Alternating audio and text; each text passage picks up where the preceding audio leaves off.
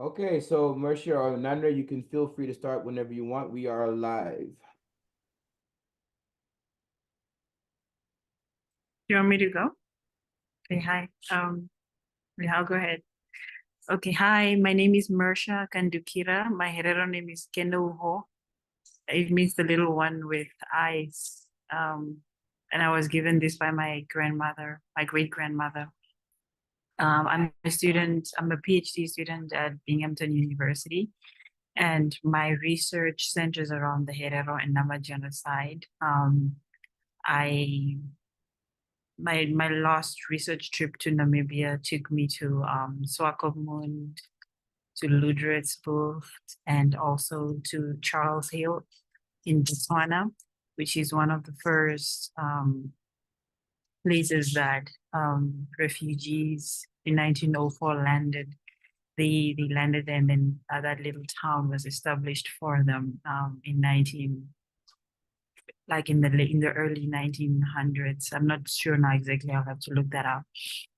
So while I was traveling Namibia, I was lucky to be around a lot of Herero and Nama people, especially in Windhoek and in Ludritz.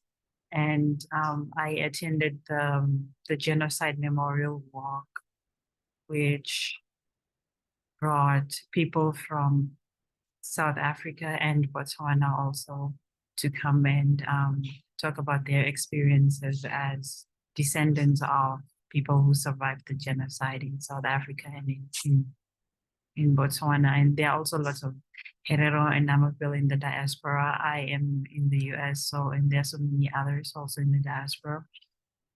And how does Namibia now feature into the story of the ICJ? For a very long time, the Herero and Nama communities have been trying to get Germany to acknowledge the genocide with no support from the government. And then now we have news that the government has spoken up on behalf of the Herero and Nama communities to condemning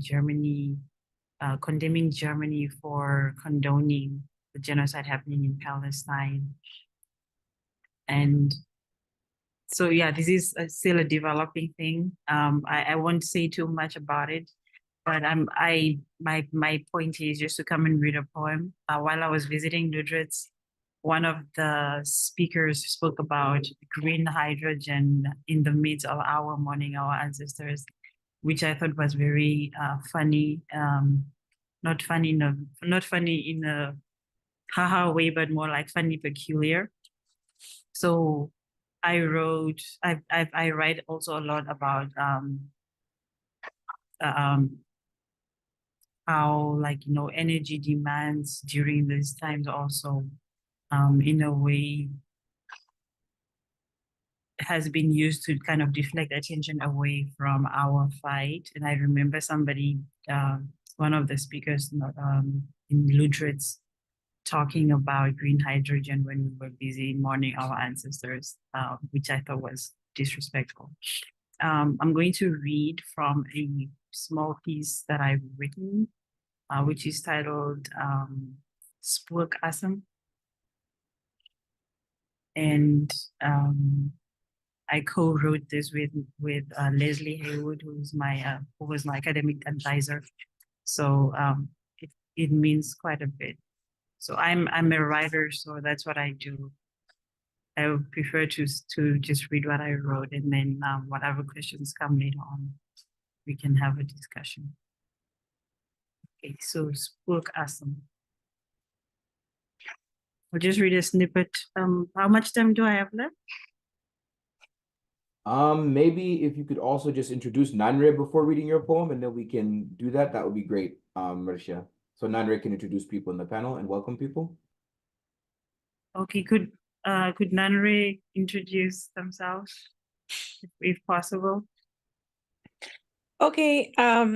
Yeah. Hi, everyone. My name is Nanre. And welcome to our panel today. We're very excited to be here. As you all know, today's panel is on shared narratives, Namibia and Palestine's collective stand against apartheid and genocide.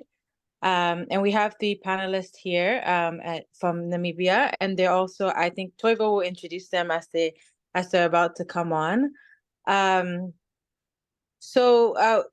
just very briefly, before we go into the poem, I think I think Toivo, do you want to introduce yourself because you're co-moderating with us, and then I can talk about the ICJ a bit before we do the poem, or? Absolutely. So my name is Toivo, he, him pronouns. I'm a organizer with Community Movement Builders, Malcolm X Grassroots Movement, as well as Black First Land First back in Azania, what most of you will know as South Africa. Yeah, back to Nanre. Okay, thank you. And I think I didn't. So my name is Nanre. I'm a Nigerian, and I'm an organizer and a scholar. I'm with the Pan-African Activist Collective, and I also teach in Montreal, Canada. And before we go into anything, actually, we wanted to hold a moment of silence because we're here today to talk about some very heavy topics. And so we're using Palestine as a point of I guess as a kind of point of contact to talk about genocide that has happened, in Namibia, and but we also want to acknowledge the current moment as well. So if we can hold a minute of silence for those who have lost their lives and who have transcended, yeah.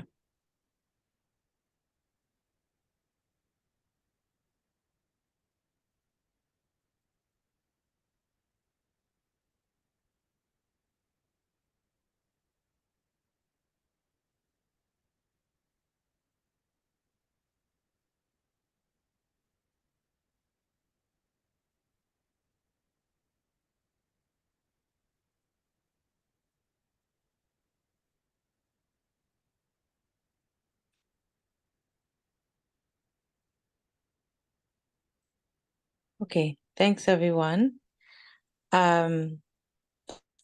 So I don't think I need to go much into the context of what is happening today in Palestine.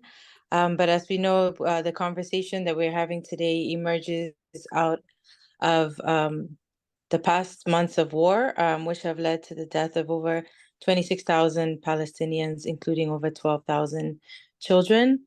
And one of the main reasons that we are starting to have this conversation about the connections, the global connections, of course, Palestinian and Black solidarity have been historic ever since from the beginning of the struggle for Palestine.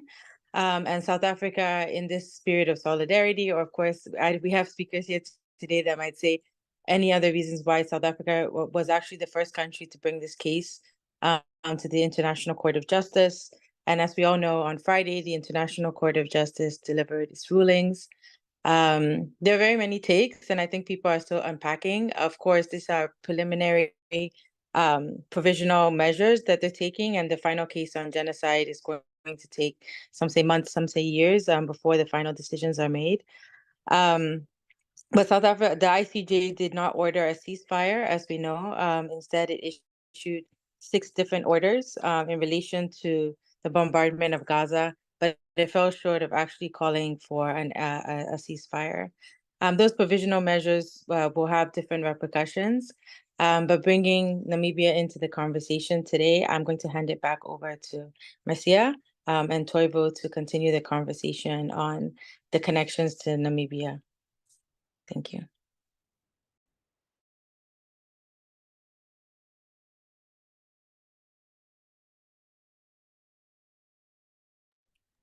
Oh, and just sorry, just one more technical note. I see people already using the chat, but please, we do want to make this interactive, even though it's a webinar. So if you have questions, please drop them in the chat. If you have organizations that you're representing that you want us to know about, please feel free to drop also the names of your organizations in the chat as well, so we can also continue to make this as interactional and generative as possible. Thank you.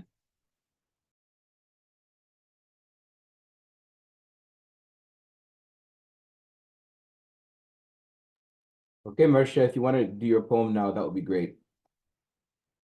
Okay, so I guess to get us started, I could share the statement, the joint declared, like basically a joint statement between the Nama Traditional Leaders Authority and the Ovaherero Traditional Authority. They have a document that I was gonna maybe share what they wrote, their take on the case, and then open up the room for everyone to ask questions or to chime in and no.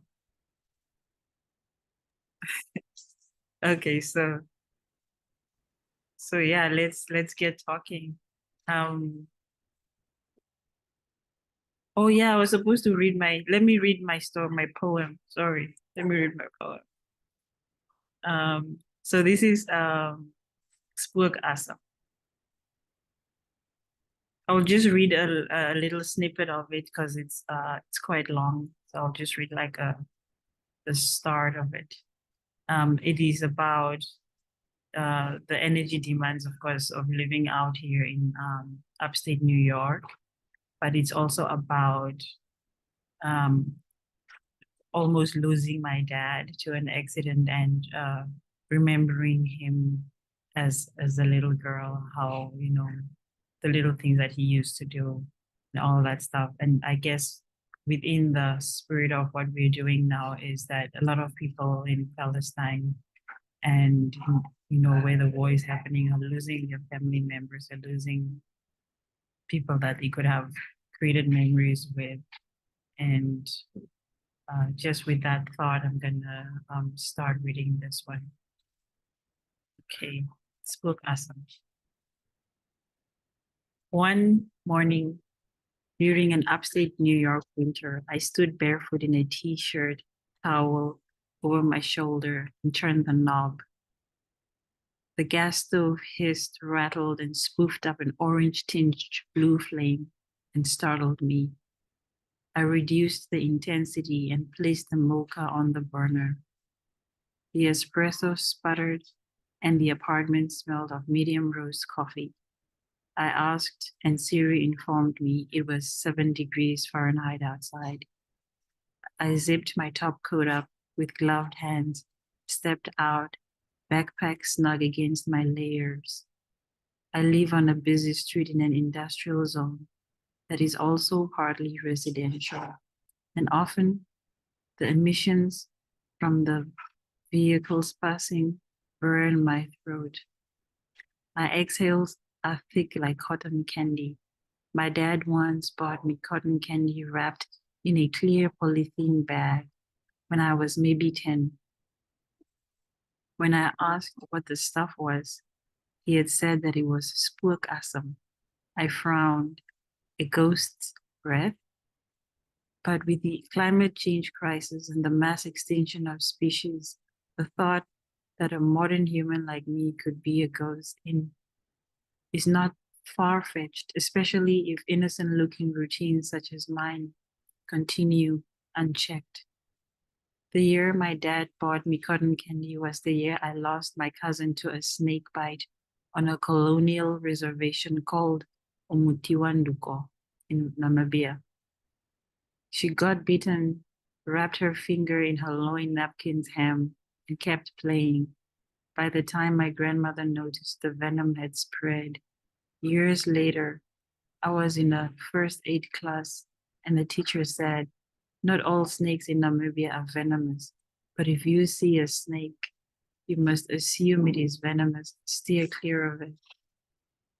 Now, oil companies, when I hear fracking, my mind rushes to Namibia's scarcest resource, water.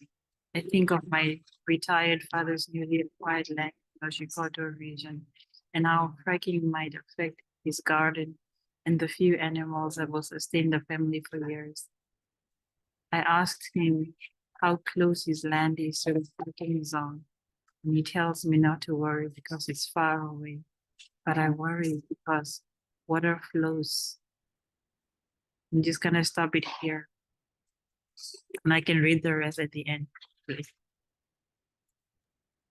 Okay, folks. Thank you so much for that, Marcia. So, okay, folks. So, what I'm going to do is I'm going to give about 15 minutes of just some context. We wanted to start off with some of the now stuff, right?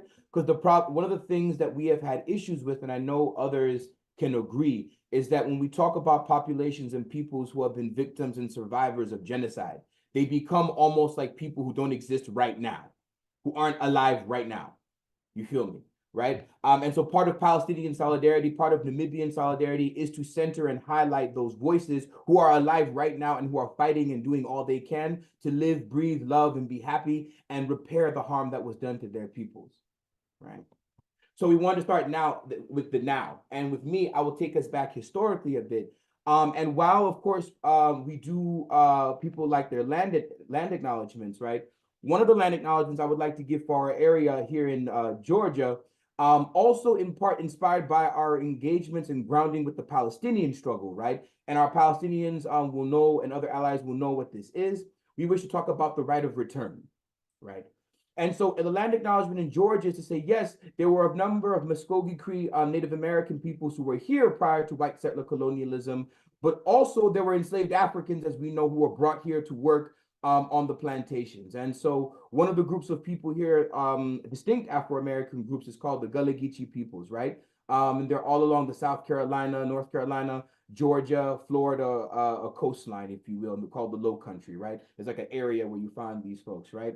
And one of the situations I want to talk about is a place called Harris Neck, right? Where a whole bunch of Gullah Geechee folks were kicked off their land by the US government in 1942. And to this day, they still fight for the right to return to their land. I bring that up because those of you who know Palestinians, much of the fight of the Palestinians diaspora, as well as the struggle at home, is the right to return. Hence why we talk about this as a genocidal project, as a white settler colonial project, because their right to return home is being denied. So something similar in some ways. So also when we think about in Namibia right now, the right to return, particularly for our Ovaherero peoples and Nama peoples and other peoples who have lost land in the center and south of our country, right? And when Namibia became independent in 1990, we still have not returned that land to those peoples. So when Germany talks about reparations, reparations without land redistribution is a non-starter, right? Similar when we talk about Palestinian liberation, there must be the right to return for land. It's not just we want a two-state solution, because much of that land and what people claim will be this Israel is land that was Palestinians, and the entire land is not theirs in the first place, right? This is why we believe in a one-state solution, and we believe in the right of return.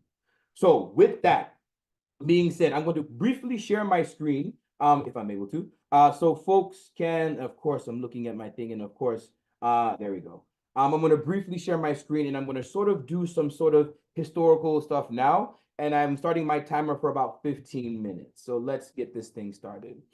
So for those of you who want to know, right, this is, if you will, the map of the continent, right? And Namibia is located here. Its colonial name was called German Southwest Africa. Literally, the laziness of the colonialists is very clear. Literally, it's south and it's west, right? Besides being colonial bastards, their namings are very unimaginative, right? South Africa, right? So there's many places I could start. And I guess the one place I think we always must start, and I think it's very important, particularly when we begin to think of this region that we're looking at right now, right? Is that all these borders you see here, I want you to eliminate them from your mind if you can. These borders are European borders that were created and designed for their purposes and their rivalries and their ideas of how Africans would be divided up in their empire. It took hundreds of years for them to get to this point. We must always emphasize that. It's not like Europeans rolled up and then they colonized everybody in 10 years and started pushing slaves and gold and silver and ivory out of Africa. It took them 100 years, and we were kicking ass and taking names prior to these things happening, right? So what I want people to think about is that in the 1500s is essentially when, if you think about Christopher Columbus, he was supposed to go off and to quote unquote what, find this route to India. And of course he quote unquote discovers / invades, right? What we now call North America, right? The Caribbean and these areas, right?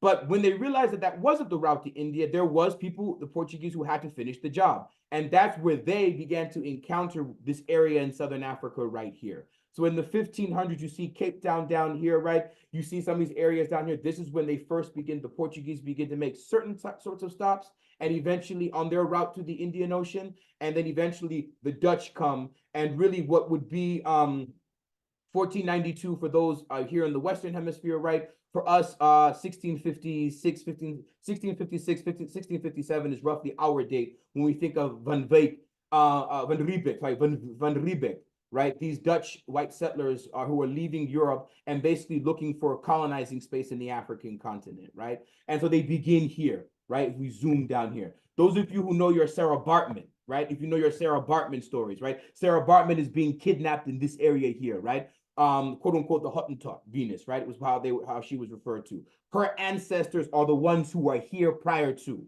And I begin here, not up in Namibia, because many of the people you see here in Rehoboth, right, and South Windhoek, right, many people south of this area here, right, many of them are coming from migrations that are being forced, given the white settler presence in Southern Africa.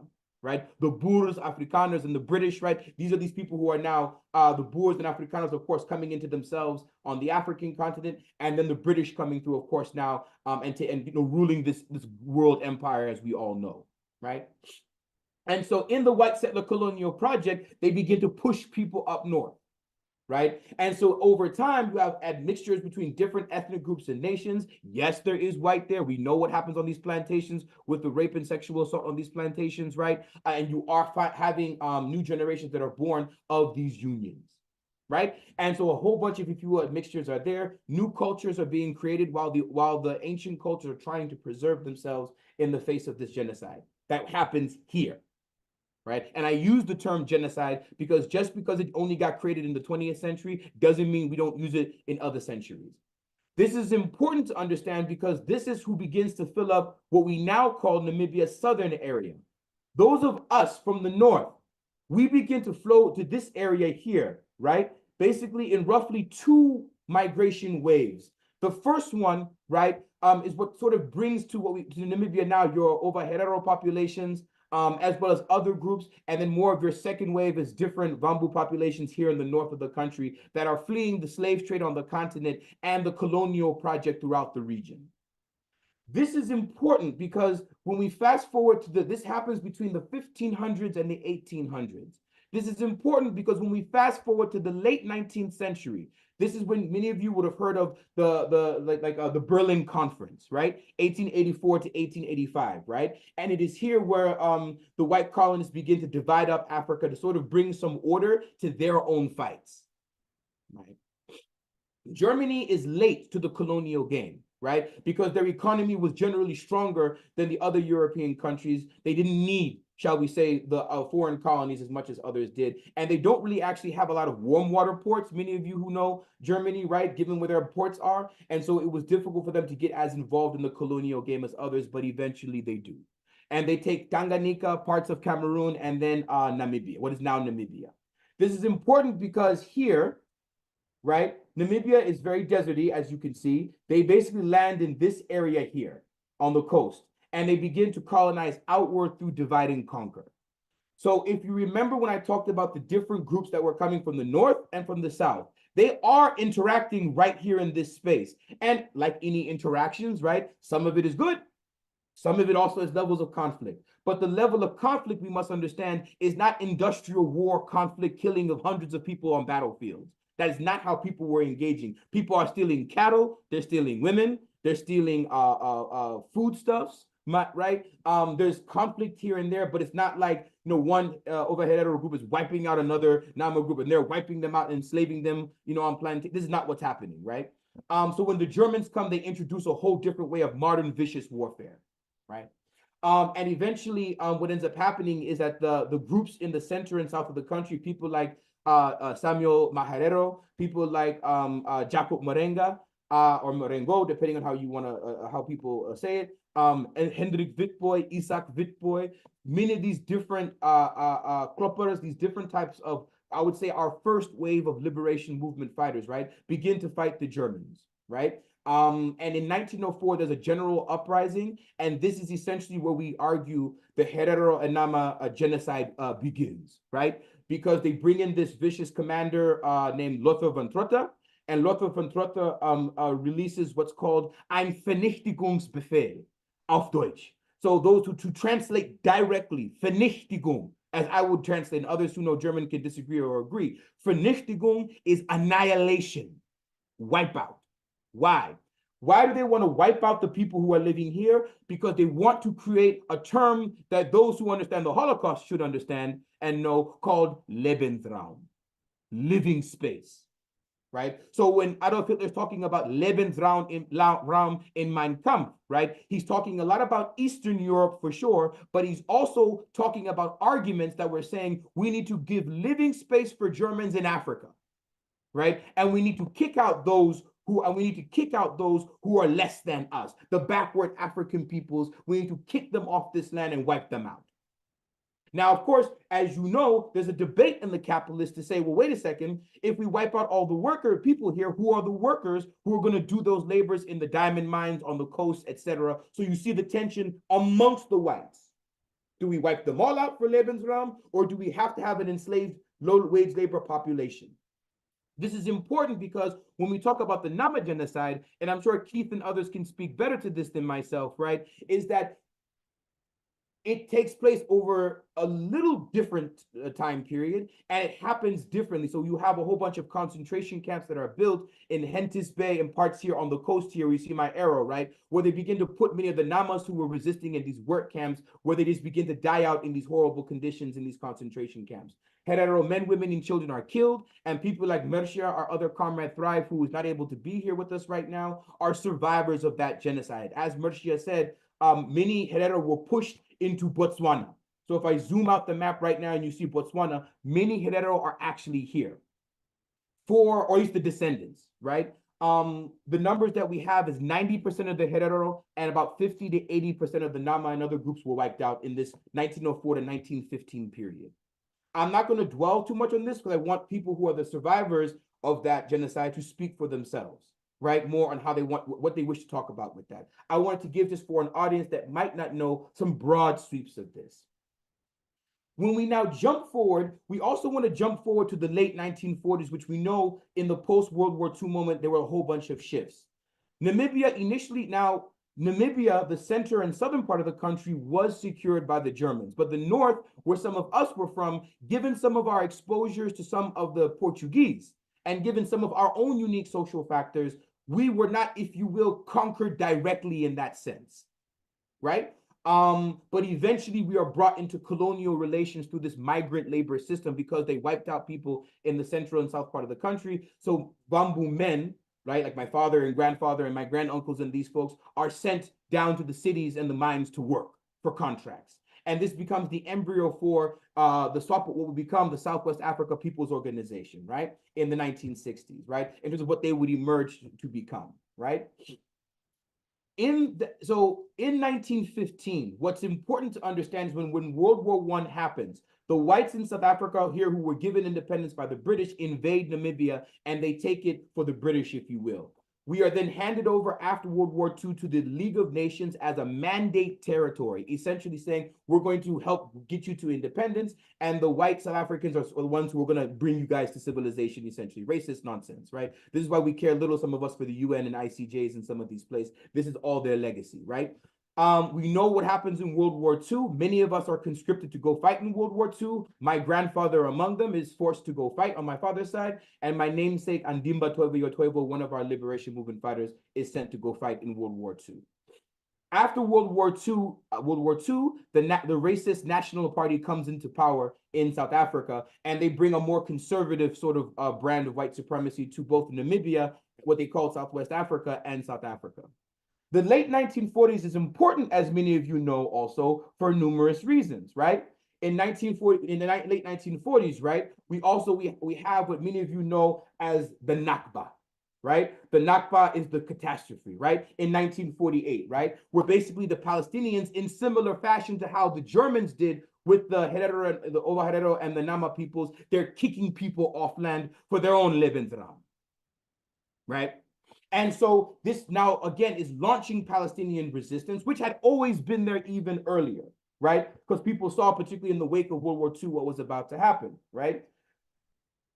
The reason why, again, if we go back to my original division of the country into this north and south, is because it's important to understand that while the genocide happened in the central and southern parts of the country, right, us in the north, it did not happen to us in that way.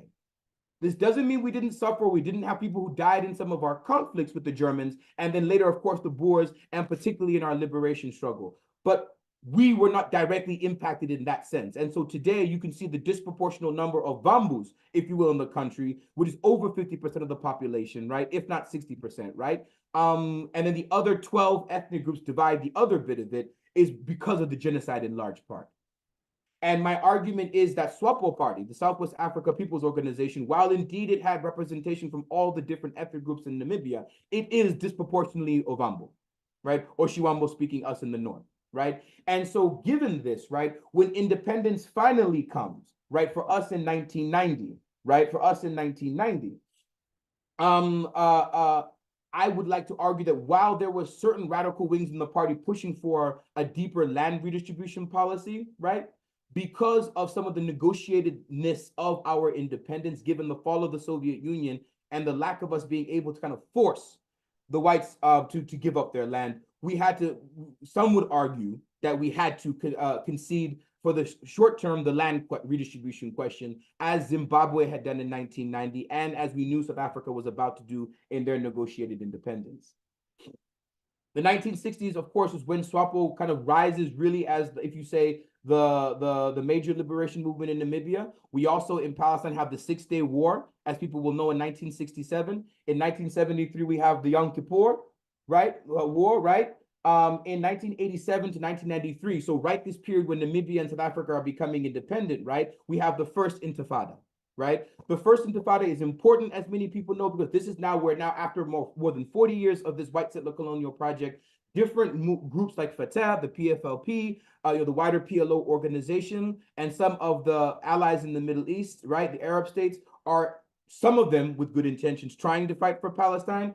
It's just a tough going. It's a tough out. And so then you see resistance in Palestine shift from the exile movements to the internal movements, right? So then inside the occupied territories, people are beginning to uprise. And this is where you begin to see the second Intifada, sorry, the first Intifada. This is what sort of essentially brings Hamas to a certain level of prominence. 1993 is important because it's the Yom Kippur, it's the Oslo Accords, right? So part of the agreements for this two-state solution that we begin to talk about happened in this 1993 moment with Arafat kind of going to Camp David and some of these agreements, right? 1994 important because we have South Africa's independence. So we see what's sort of happening around here, right? And very much in the 1980s in particular, the anti-apartheid movement very much saw Namibia, South Africa, and the Palestine stuff as very interconnected.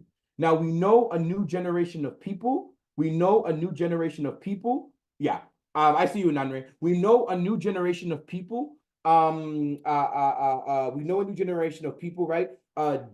Most definitely, we're pushing for a different sort of solution for some of the different things that were happening. But this, in some sense, is the broad strokes of what's happening in some of the global forces. In the mid-2000s, we have our second Intifada, and here's where we see Namibia and other countries begin to deal with the independence question. So my time is basically up, but I'd like to leave with a few comments before I introduce Keith, who's going to go next for us. What I wanted to say is while Namibia became independent and began to have a radical, again, as governments go a particular kind of a radical project, part of why we've brought Keith, Hildegard, and Thrive and Mercia here is because very much while it was a certain level of a radical movement, the decolonial project was not yet complete. Hildegard can speak to some of these things as well as Keith, but what we want to talk about is now the idea of the Herero and Nama genocide. These things were not being taught in schools as regularly as they should have been, right? Some of the discourse was around reconciliation and not centering the race question as much, right? Which I think prevented the particular conversations from happening. Many of the leadership who are disproportionately Vambu, I believe, don't have some of the direct connection to the genocide as those who were survivors of it do, and so have not cared as much. I believe many also who are in cahoots with some of these big landowners is a problem, right? And so while Namibia is on one level a success story in some ways, in many levels, the contradictions are actually very, very serious. And this is why a new generation of activists have emerged right? To now push the country and the region in a different direction. It's part of why we wanted to bring some of these folks here today, particularly to have that conversation. We don't want you just to look at Namibia and to just to think of Namibia only as a place where there was genocide or we were supporting in the anti-apartheid struggle. People are living and breathing and fighting new struggles and new projects today. And with that, I'm going to pass it over to Keith. And so Keith, we went to high school together, by the way. So it's very great seeing, and Keith was a great debater. It was great. I love being in high school with Keith was great.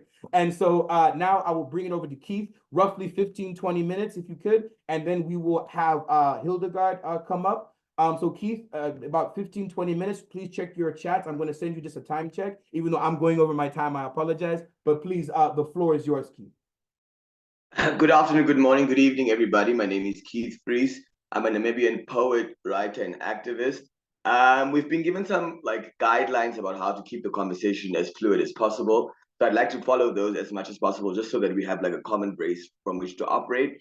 But that being as it may, I thought I'd start with a poem myself, since I'm a poet, and most of my poetry is based around the genocide. So I specifically only write about the genocide that happened in Namibia. You'll notice that I might not say Hero Nama genocide because I think there's some contestations there as well that need to be discussed. So because the San people and the Damara people are also calling to be included into the conversation around who has a share to victimhood in this case. So I want to leave room for that. But I'll read you a poem that was read at the Berlinale when these people made the movie, this recent movie, The Measure of Men, that was sort of telling the story of the Namibian genocide from a Hero woman's perspective, but that's apparently not how it came out in the end. That's also up for debate. And this poem is called Stories About Those Who Can't Speak. Stories about people like me can only be written on the drought-infected grounds of now forgotten towns like Beersheba, towns who, without the presence of its overlords, still serve as servants' quarters in a country that once bore a name more terrifying than the one that it is called now, Namibia. Stories about people like you are written with gilded pen and are embalmed in history, in the histories of places like Hamburg, to be stored in the cultural vaults on the high streets of our collective memory.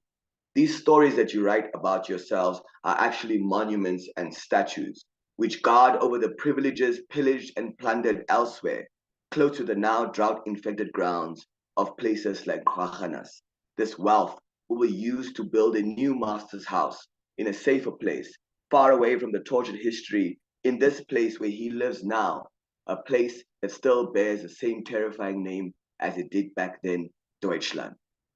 Some stories have tendencies of picking up fallacies dependent on their authors. They're evidently bent and contorted to suit the safeties, securities, and sanctimonious civilizations of those who dig with the gun and farm with blood and drink of denial while telling stories at dinner tables with children around, reminiscing on adventure and conquest in now disgraced places.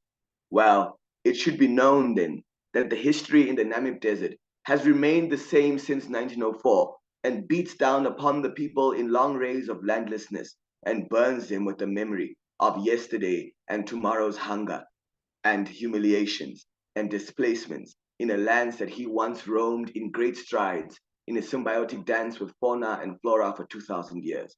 But things have changed since then, and now our eyes bleed red. So please, do not look us in the face, for we cannot permit anyone else to fallaciously bear witness again to our fossilizing grief and displacement, an exile which has us stuck and languishing in the closed mouth of a silent history, a 100-year-old story which is already 26 years into preparing itself for another long rest on the dusty shelves of another century's problems.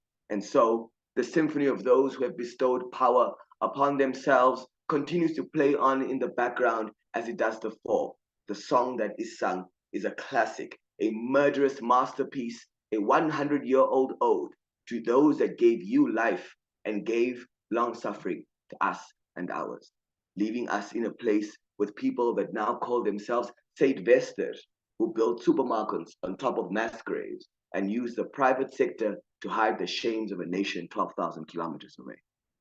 This history has made the people whom these poems are about living ancestors and sentient ghosts who dwell in the Namib without rest, on the central plateau of Thomas with intent of vengeance, in the red dunes of the Omaheke Desert with purpose, near the ocean in Ngaminus seeking retribution, and in the forests of Ochimbingwe casting spells. Still we dwell, all of us, at the crime scene, which lays paved on the high streets of our collective consciousness, and plays on in the background and the fore, in uncovered graves, in stolen lands. Still we all dwell at the crime scene, on top of landlessness and on top of graves. Still we dwell. So I think I just wanted to read that to give context to what I write about and what it is that I seek to achieve in my writing. So let me start here. I think what's important for people to understand that haven't grown up the way that we have grown up in Namibia, particularly those of us that both had the privilege and the misfortune of going to German schools, which are in Namibia, the best schools are is first the English school, which is St. Paul's, and then the German schools fall in right behind that. So it would be Delta Secondary School and DHPS, which is like the typically styled German high school that you find in the diaspora. And we grow up sort of like snacking on German, treats. Our street names are in one side, it says, let's say Keith Free Street, and on the other side, it says Keith Free Strasse, So there's our street names on one side in German and then the other side in English. The most popular tourist destination in the country is a town that looks like it's a small German town, which is Swakopmund, which lies at the coast, very haunting German architecture. And haunting not just because it's like nostalgic German architecture, but because it was also built using the slave labor of those very camps that Toivo spoke about a little bit in his presentation. So for me, I think we don't realize growing up as Namibians what kind of internal conflict is caused in our persons as people, because first and foremost, you're not taught extensively about this history of the genocide and who truly fell victim to it. Just as a side note, one thing I really love and hate, obviously, at the same time, because these are people that are being murdered unjustly right in front of our eyes. But one thing I love and sort of like hold a slight envy for when I think about the Palestinian people's cause is it's so wonderful that at least we have a record of who those people are who have lost their lives. As in way in the Namibian case, we were chased in the desert, killed there, our bones were left there. The world was doing whatever it was doing at that point, launching other colonial conquests. So even when we try and trace ourselves back in our particular history, trying to find back from who do we actually descend as survivors and who are the murdered people, we have an information gap. Besides the point that a lot of the artifacts and books and things that were taken from Namibia are kept in German museums and we don't have the access to. You have to be a certain kind of Black as things stand to be able to even access those spaces and to be able to appear in front of that history, things that we are still contending with. So I think the first thing I just wanted to point out is like a lot of people don't know, like in Tanzania, for instance, or in Cameroon, a lot of the Germans that were there in those areas had left after the colonial conquest, as it was known or as it was fashioned at that point, had happened, right? But in Namibia, we continue to live like I guess a lot of Zimbabwe, a lot of what happened in Zimbabwe with the English, and I guess in South Africa with the Boers, is we continue to live on with our white colonial oppressors or settlers, and it creates a very toxic relationship between your need for like wanting to assimilate and aspire for certain kinds of lifestyles and certain things that you are taught are ways that a successful Black life must end, or ways that a successful Black life must articulate itself.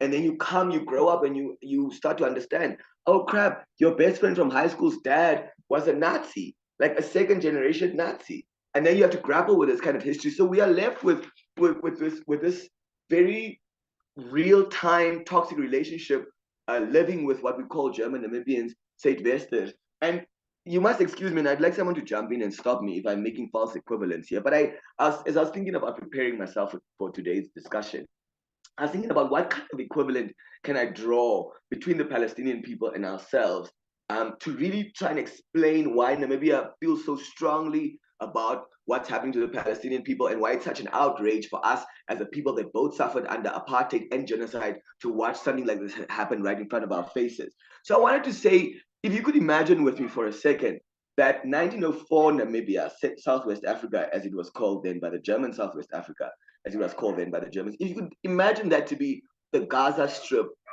of today, and you imagine the West Bank to be the Namibia that we live in today. So if I could draw that parallel, it's the murdering and the almost annihilation of our people that we experience is what the Palestinian people are experiencing in the Gaza Strip right now.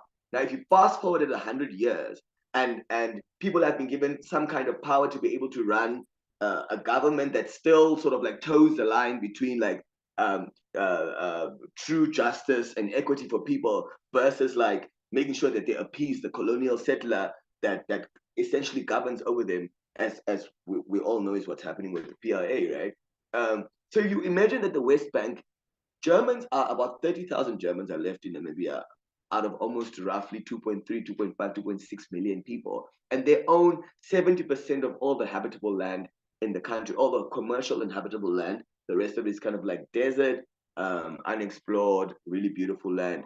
But that's the kind of parallel that I want to make. It's like we live under the gaze of freedom because the narrative on which the country's independence is built is not built necessarily on defeating colonial forces, i.e. the Germans, but more so the South African government with the birth of the Ovambo People's Movement, which later becomes sort of more intersectional, so to speak, and becomes the SWAPO Party as we know it.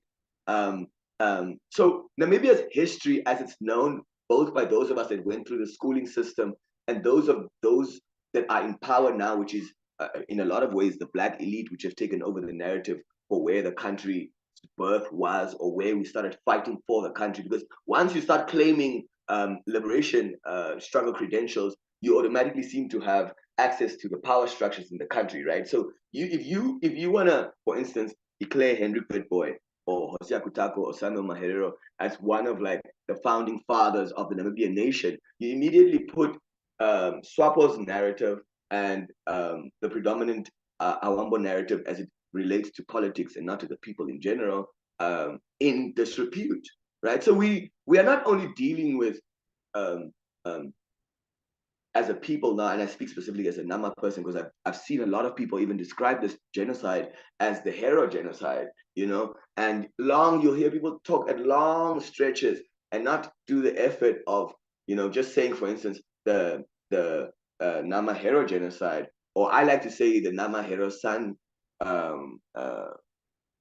Namaqua San and Damara genocide, because those people generally lived in the same area and probably experience the same kind of violence. So there is a lot of erasure happening even when we talk about the genocide and how we talk about the genocide. And this is happening with, I guess, if I'm going to draw another parallel, the murdering of Palestinian journalists on the ground, because what's very important for a settler colonial culture is to erase the narrative of the people on the ground and make sure that they don't have a space to speak and articulate what it is that they deem wrong with the settler colonial culture and what it is that they want when they are free from that particular violent regime. And that kind of thing happens in Namibia. So even when you look at the condemnation of the Namibian government as it's talking about this genocide, and it condemns Germany for joining Israel in its ICG conversation, you find that the Namibian government in that press release that came from the president's office does not once mention the word Herero or Nama in that circular that they send out and say the Namibian people. Right now, if you say the Namibian people, I think it's fair enough to say it's the Namibian people, because I think we all contribute to the work that gets done around getting the word out there and really embodying this history and making it very personal, because as Ubuntu Gumuntu Gabantu, what happens to one Black person happens to the other, and so we assume each other's pain, and so that way I do think it's a Namibian struggle, but I don't see what necessarily becomes toxic about calling it the struggle of the people that died during the genocide. So that's just another interesting thing about me that I wanted to point out, thinking about even how long it took for international media to use the term genocide when we knew in the second or third week that this was a genocide. You know, so it's the use of language and the use of narrative production should be one of the things that we should continue to be very anxious about. Who gets to tell our stories? From what angles do they get to be told? Because even when you talk about apartheid in South Africa, you'll never hear that people say apartheid in Namibia and South Africa, but we went through the exact same system. So people always say the apartheid that happened in South Africa. So I experienced a lot of feelings of erasure, which is compounded by the fact that the genocide happened, and right after the genocide, we enter a period of apartheid. So it's almost like for the last 120 years, as Namibians, we have just lived under settler colonialism, and we haven't had a chance to build narratives and make sure that we are free. I don't have much time, so let me just run to the back end of what I wanted to say. I think why, for me as an activist and a poet, meetings and gatherings like this are important is because if the Zionists are having the same meeting and are strategizing and are making sure that the narratives are being built to continue erasing Palestinian voices, then it is imperative for us to be able to gather on platforms like this and be able to share the work that we've done. I wish maybe Hildegard could talk a little bit about Kurt von Francois and that movement and how that statue came down, which is a great marker, I think, of like post-independence resistance from young people in Namibia to say, yes, we're going to come for symbols as well. Granted that the conversation around land is so politicized, we're going to start attacking the German colonial settler culture there, wherever we may find it, as we live our lives on stolen land. And I think I wanted to use a term, because Toivo, you brought something up when you were talking. I wanted to use a term around what it means to live as a landless person in Namibia. And I think what I wanted to say is we should consider ourselves to be internally displaced people, because we are caught up inside, we live in the ghettos, we live on the fringes of society. So just because Namibians are on Namibian land doesn't mean that our cause is not as urgent as it might be elsewhere, because I think we are socio-economically and politically internally displaced persons who are still living at the crime scene, like my poem suggested, with the person who basically murdered and almost tried to annihilate us. If you have any questions, please don't hesitate to send them, but I think I'll leave it there for now. I skipped quite a bit, but yeah, I feel pretty good. No. Thanks, Keith. Yeah, for those of you who know the debate stuff, man, Keith was our third speaker. You know what I mean? That's usually the one come with the fire. That's Keith right there. And so I'm gonna now introduce Hildegard, but before I do, I'm gonna do a quick 2-minute context for people. So I do think it's important that we understand some of this stuff and why Hildegard and some of the movements that Hildegard pushed for some of the decolonization stuff is very important contextually. It's important to understand what apartheid now did to Namibia. This is now when you begin to see the building of Windhoek, Swakopmund, Walvis Bay as industrial cities, but urban cities, as you will. And apartheid is this idea of separation. Those of you in the US, the context was separate but equal, apparently. Now, of course, we know that shit wasn't equal. But the idea was it was the separation, the division. So in the city, what began to happen is you have the separation between whites and blacks. In some of the uprisings in the late 1950s, even a place called Katutura, right? We talk about the old location, right? People who are Namibians will know what this is. Basically, the displacement of people in the city, right? And so what you also have in Katutura, in, if you will, the township, the hood, right, would basically be a division, right, between the different ethnic groups. The idea we have Damara Lokasi, the Damaras live here, Namas live here, Bambus live here, Hereros live here, to even separate us within blackness. And so what Keith is saying is very important is that what has happened is that us Bambus in the north who did not lose our land in that way, right? And disproportionately who do have access to the state, disproportionately, not everybody, right? But disproportionately, right? In some senses, it's almost as Keith is saying that there's privileges in how we move, right? That's why it's important that we center the other activists, right? And we have been part of the problem, many ways. And I believe SWAPO has failed our people in the center and south of the country dismally on the land question in the name of modernization and industrialization. So I wanted to say that, and the city itself, like the city center, is very much still a white colonial city, right? And that's part of what's being fought. And so now I'm going to switch to Hildegard, please, Hilda.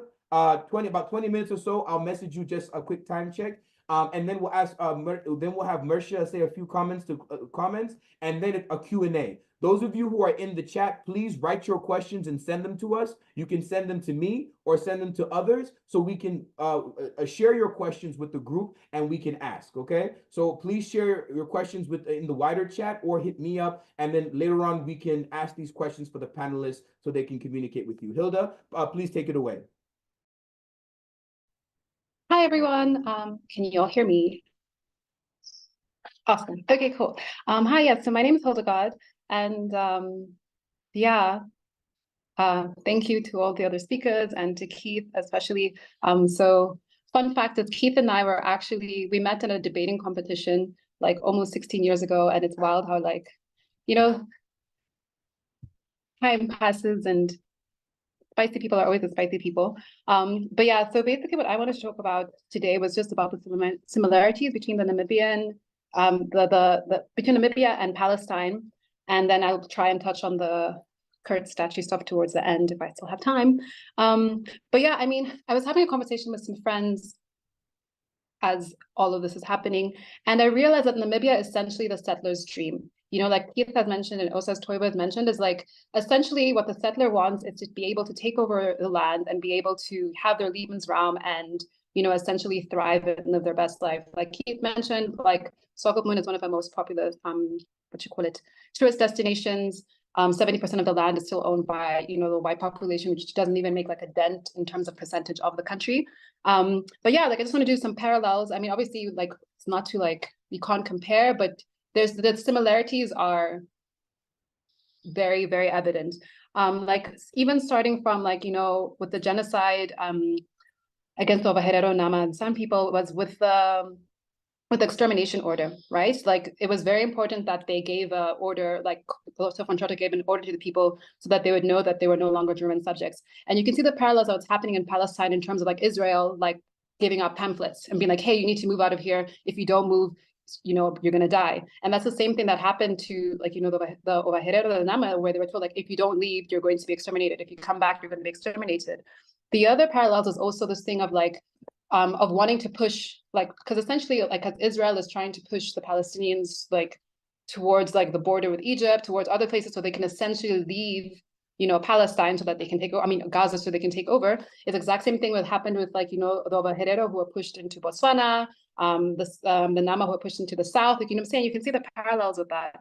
The renaming of places, also, like they were Palestinian names of these places before, but then again, when the Israelis came, they started renaming spaces to give it their own thing, to again kind of reclaim the history of the space. And the same thing happens in Namibia, where there were towns that had, like Swakopmund wasn't called Swakopmund, Luderitz wasn't called Luderitz, but again, when they took over, they decided to change the name to again create claim over the space. And then also the Israeli identification of giving themselves like, you know, Arabic sounding names. Like, for example, Gal Gadot, like her family made up that name. Netanyahu, like that's not his real name. Like, you know what I'm saying? Like, again, it's like trying to create this false connection to the land and this false connection to the space so that they can be like, no, but we've been here for generations and centuries, you know, forgetting the fact that they were, you know, Jewish people who were, you know, who survived or their ancestors survived the Holocaust and were sent to, you know, to Palestine. And then again, I think we can't forget that like essentially Palestine is, you know, Germany and the West's like guilt project, you know what I mean? Because after the Holocaust, instead of, because a lot of the, I mean, most of the people who were murdered during the Holocaust were European Jewish people, right? They weren't Jewish people who were based in the Middle East. They were Jewish people who were European. So instead of allowing them to come back to their homes, their businesses, or whatever, they instead decided to ship them all off to the Middle East because the British had a mandate over Palestine, and they essentially wanted to make the problem go away instead of essentially like re-assimilating them. And maybe it's because they didn't want to be reminded of like, you know, the horrors that they did, or again, maybe because of their anti-Semitism or whatever the case is. The fact is like, it's very telling how it's the West that decides how they wanted to, you know, correct their wrongdoings. And you can also see the similarities between like Liberia, where you know, the US sent former enslaved people back to Africa, like, hey, we're gonna fix, like here, like we're gonna fix the problem that we have and we're gonna send them back and then everything's gonna be fine. So again, it's like this consistent thing of like, instead of taking responsibility for their actions, they try and push it on to, you know, other people, and again, continue to push on the settler, you know, colonial dream. The other thing I wanted to talk about, I'm trying to rush through it, I had so many points, was, I mean, when the president, you know, spoke out in defense of South Africa's case at the ICJ and everything, like, I think for a lot of Namibians, it was a moment where a lot of us felt very proud to be Namibians, because we haven't had many reasons to be proud recently. But that was one of the times when a lot of people can say that they were proud for our president for speaking out, because it was important that he did say that, and, you know, like to call Germany out on their bullshit in terms of they can't be the deciders of what a genocide is, since they're essentially the expert in genociding. But at the same time, I felt like it was also like, while I'm proud, and I think a lot of Namibians are proud of him speaking out, there's also a level of like, not hypocrisy, but kind of hypocrisy, because for example, like, we have Heroes Day, right? And Heroes Day is in August, and it's, I think, the 26th of August, and that's commemorating the Battle of Ongulumbu. My Shiwambo is terrible. I'm a Shiwambo speaker. Ongulumbashi, please don't butcher me for my spelling. And it's basically like a remembrance of that, right? But they, like, as Keith spoke, as Toyo spoke, there were lots of resistance before that. There was Hendrik Witbooi, there was some Ovaherero, et cetera, and we still don't have a genocide day, right? And it's interesting how we're asking Germany for reparations, and we want, monetary reparations, which are important, but at the same time, within the country, we don't offer the same kind of reverence to, genocide victims, or to the history, or the pre-apartheid colonial resistance fighters, as we do to the, the Swapo people, or the Ovambo people. So for me, I felt like it was kind of like, and even them calling it the Namibian genocide, like, it's this thing of like erasing, like, what Keith was talking about, like erasing that the genocide did affect specific people. And it's very clear to see, like, if you live in Namibia, or if you visit Namibia, like, even though apartheid is over on paper, like, the majority, every single year or every few months, the newspapers publish that, like, 1.5 of Namibians live in poverty. We're a country of 2.5 million, or maybe even 2 million, something like that. It's problematic when, like, more than half of the country is living in poverty, yet we are a small population, we have a lot of resources, and we're consistently, like, it's not, the maths isn't mathing, you know what I mean? Okay. Sorry, back to my points. I wrote so many, I don't know how much time I've left. But okay, cool. The other thing I wanted to talk about is about the physical evidence, right? Like, it's terrifying that we're living like that we're seeing a genocide happen, like, on our phones. You know what I'm saying? Every time you log on, you'll see images of, like, Palestinian journalists or Palestinian people themselves, like, telling us what's happening to them. Whereas, 100 years ago, when the genocide was happening in Namibia, we didn't have the same kind of like, access or visibility that we do now. But also, we can't forget, like, we also, looking at Western media, like, it was very clear to see, like, which publications were calling this a genocide and which ones weren't. You know what I'm saying? And it's like, it's kind of like this, again, the erasure, like, it just shows us, like, the kind of erasure that must have been happening during the genocide before, in terms of, like, if the villain, not to speak in villain and victims language, but if the villain, essentially, or the oppressors, are the ones who are creating the narrative of the media, then how can we trust the numbers? Because, like, of what's actually happening. Like, when we talk about, 40,000 Namaqua and 60,000 Ovaherero people, those numbers were given to us by the oppressor. They weren't given to us by the victims of the genocide. The fact that we only got Hendrik Witboi's Bible back not so long ago is problematic. Where is Samuel Ovaherero's Bible? Where's all of the evidence that, like, because as much as we were oral historians and we passed on stories in that way, we also had physical evidence of the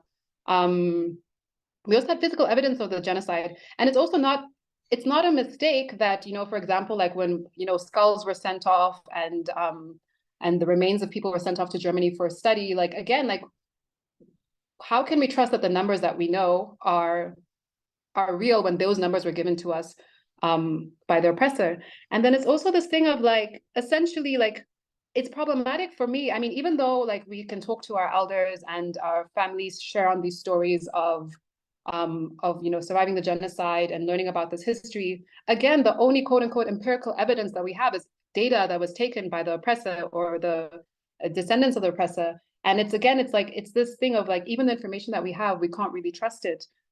Because we're already seeing now what's happening with how the Western media is reporting about what's happening in Palestine and what's happening, in Gaza and the West Bank and so on and so forth. So how much time do I have? Do I have time? We have maybe about 8 minutes left, maybe about 8 minutes. So about 11. Okay, cool. Okay. Awesome. Okay, so yeah, so that gives me time to touch on the decolonial resistance here in Namibia.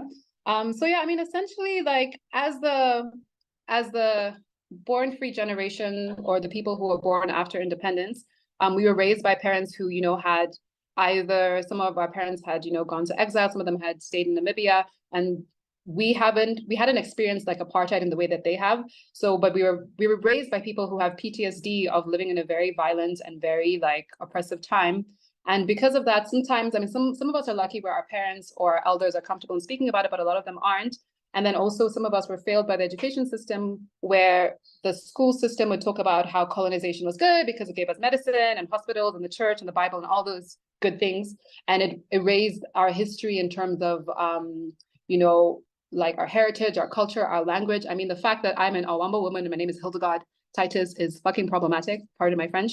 And it's that thing of like complete erasure of our culture and our stories and the narratives that existed before colonization. I mean, the fact that, I don't know how true the statistic is, that quote unquote 80% of Namibians are Christians is problematic, and that like people look at, different spiritual practices or religious practices that existed before colonization as heathenism or as evil or as, occult, not occult, what's the word?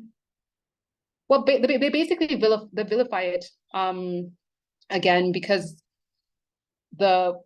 essentially the colonial project worked so well in Namibia. Even when we look at the issue of tribalism, for example, occultic, yes, maybe that's the word, but occult doesn't mean bad necessarily. But yeah, but essentially, like even at Namibia, if you look at the issue of tribalism, that does exist, and we can't ignore the fact that again is a colonizer's dream, because again, like by having, separated and creating different homelands based on people's ethnic background, again, it creates this push of, this false narrative of separate but equal. I mean, even looking at the old location, for example, before the Black population was moved to the outskirts of the city, was like, people were living next door to each other, regardless of their, their heritage backgrounds. But then for the apartheid system to not only move them away from the city of Sente, but take them out and categorize them by race, again, just kind of shows that like it was very consistent to create this tension of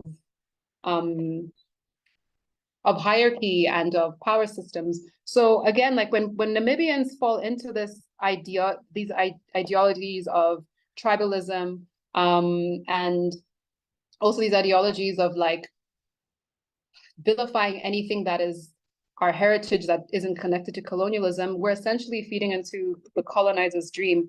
I mean, also when you look at land distribution, like I was at the coast this holiday with friends, and as we were walking down the beach, we realized that all those houses on the coast, like that are looking at the ocean, are all either holiday houses or they're all houses that are owned by either the Black elite or the white elite. Yet, if you go to Angola, which is literally across the border, you can see that everyone has access to the water, everyone can fish, everyone has access to the resources. Where here, even though we are free on paper, the resources are still kept in a very like controlled space, and only a few people benefit from it.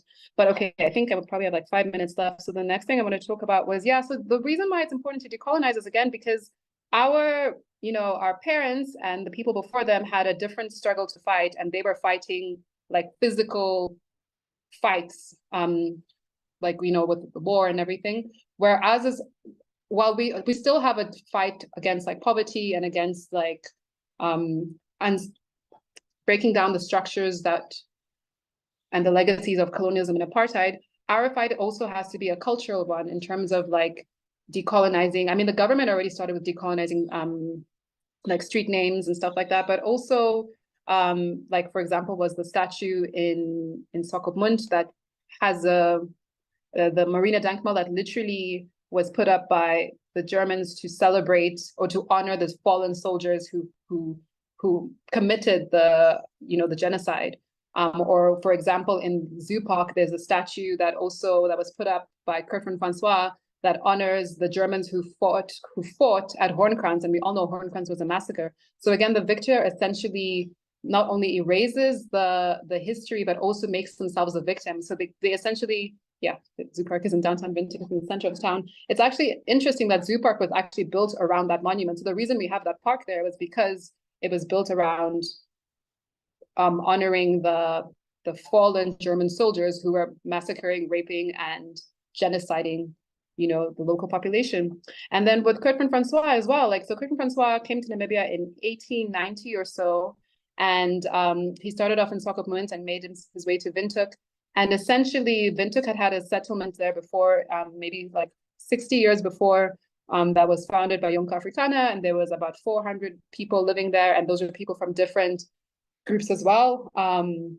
But then when he came, they kind of dubbed him as the founder of Windhoek, which is part of erasing like the culture and the history and the stories of the space before he came there. The same thing that happened in Swakopmund. And then it was interesting that his statue was only erected in the 60s, which was, you know, the peak of apartheid, the beginning of apartheid, was again to kind of erase that there was quote unquote civilization, or that there was a settlement here before, you know, colonization and white people came. So I think it's important, like as young people, to, you know, interrogate that, and also understand that while we do have this cultural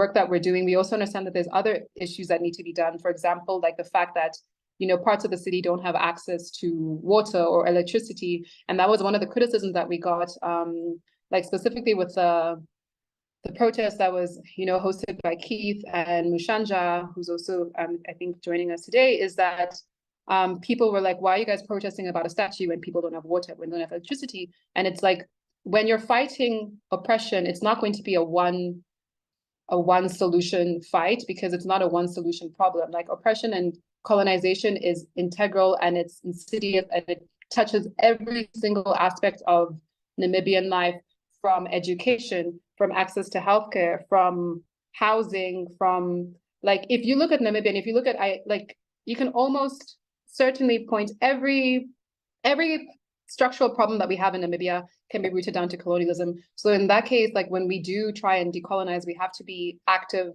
in every single facet of colonization. Sorry, I'm speaking with my hands, but I think my time is up. Thank you. No, thank you. We have some questions from folks, and thank you very much for that, Hildegard. So there was supposed to be another colleague of ours, her name is Thrive, who was supposed to be able to jump on, but Thrive, there's just some family issues they're dealing with right now, and so they weren't able to jump on. So with that, just given our time, we have about 40 minutes left. We're going to kind of go for Q&A. Also, just Hildegard and Keith, if you are willing to and you want to, and maybe also Martha, if you wish to jump in as well. We do want to also talk to a new audience. We do have younger activists who are here in the US. We do want to, who are on this call. We do want to have you all talk about the contemporary struggles you are doing, such as the LGBTQ struggles, the anti-gender-based violence movement stuff, right? It's also very important to talk about the contradictions that also is bringing up as it pertains to Namibia post-1990, right? And again, I think to a question in the chat, how do we actually fight all these multiple things at the same time? And I think intersectionality is a term we like to use indeed, but there's also multiple things that we have to fight here simultaneously. So with that, Nanre, I know there's a question that Nanre has. So what I'm going to do, audience first. Okay, so what I'm going to do is there's two questions that were given. I'm going to ask Hildegard and Keith and Marcia, if you have time and are willing, Marcia, I know you may have to jump off to maybe have an attempt at an answer. So I'm going to read these two questions, and then whoever wants to just answer, sort of go for it. So the first question is from Amando. And Amando's asking, is it now safe for us as members of the affected community to feel that our country and its leadership are directly practicing hypocrisy, since before the Palestinian genocide, our government has been shying away from the plights of our communities, who since ever have been seeking the solidarity of government and its people? But now it's called genocide, and yet, but now it's called genocide with what's happening in Palestine. I think I don't have the last part of that question, but I think that's the gist of the first part of the question.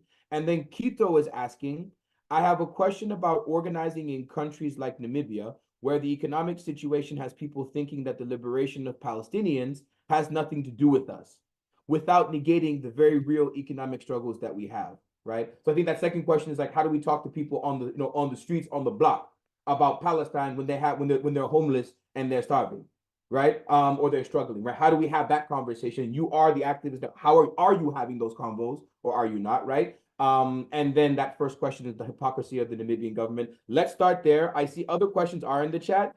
I see Marte has some different has some questions there. So maybe you start off with those two, and then we'll get back to a next round of questions. So roughly try to make 5-7 minutes, roughly. Hildegard, Keith, whoever wants to go first, I'm putting myself on mute. I'll go first. Just the question about how do you organize amongst people that don't think that the Palestinian struggle has anything to do with ours, or the things are unrelated. I think part of colonialism, like, so the reason I loved the Kurt Must Fall movement so much that Hildegard started here, which was basically calling for the removal of a colonial era statue, which was supposed to be the founder of Windhoek in front of the city of Windhoek. For that to be removed and something more appropriate to be put there, like the actual founder of Windhoek, which was Jan Janko Afrikaner, as far as I know. And when we were doing that, and people were like, no, there are real bread and butter issues, Keith. Why are you guys protesting something as silly as a statue? I don't think as Black people, I don't know where we would have been taught this, but I don't think we are taught this as Black and oppressed people of the world, that insignia and psychological warfare and spiritual warfare is just such a big part of the colonial project, as much as like slave labor is, because that's how they burn your churches and burn your witch doctors and make sure that your folk stories and any kind of like liberation stories or stories about generational resilience are also erased alongside you becoming slave labor or your land being taken by settler colonialists. So I think not being able to speak to people is part of the colonial project. I think it's one of the intended outcomes for us to not be able to find a common ground, to be able to organize in a place like Namibia. Because I hear the question, because the question points to the fact that we have to expressly still articulate ourselves and say, hey guys, we actually went through a genocide, and after that we went through apartheid. Both of those things are happening right now with the Palestinians and have been for the last 70, 80 years. So we should not struggle to be able to relate with that. But because our living situation, like our wages are not 1,200 Namibian dollars a month because that's an accident. It's intentionally built in such a way that you don't have enough time to be free enough to not worry about bread and butter issues. Because the moment that we actually earn a decent living and our children go to good schools and we're able to have high job satisfaction levels, then we are able to sit under the tree and discuss, hey man, did that white man talk to you the same way he talked to me when I walked past his house? And then we can say, do you guys think that's right? And then we can start organizing. The idea is to keep us so busy and so miserable and so drunk that we cannot organize. Now, as someone that enjoys a drink myself, we must now admit to the history of being paid since the Dutch arrived in the Cape Wine, well, they were not the Cape Winelands by then, but established Cape Winelands in South Africa. And for the last 200-300 years has paid, for instance, the Nama people in alcohol, right? And so we've, as a result of settler colonialism, also have now a genetic mutation which has created an alcohol dependency in my community that is then rooted in gender-based violence, gender and sexual-based violence, which is rooted in the destruction of the Black home, not the Hotep version of the Black home, but the Black home, which is a loving, thriving space that creates reasonable Black people, in the world. But I think part of our aggression, if there were to be one, is to keep insisting that our struggles are intersectional and that they are connected. One thing I loved about the movements that we had in Namibia, like the Shut It Down movement, just Hildegard, correct me if I'm wrong, but it's the biggest post-independence movement led by young people in Namibia in the last 34 years.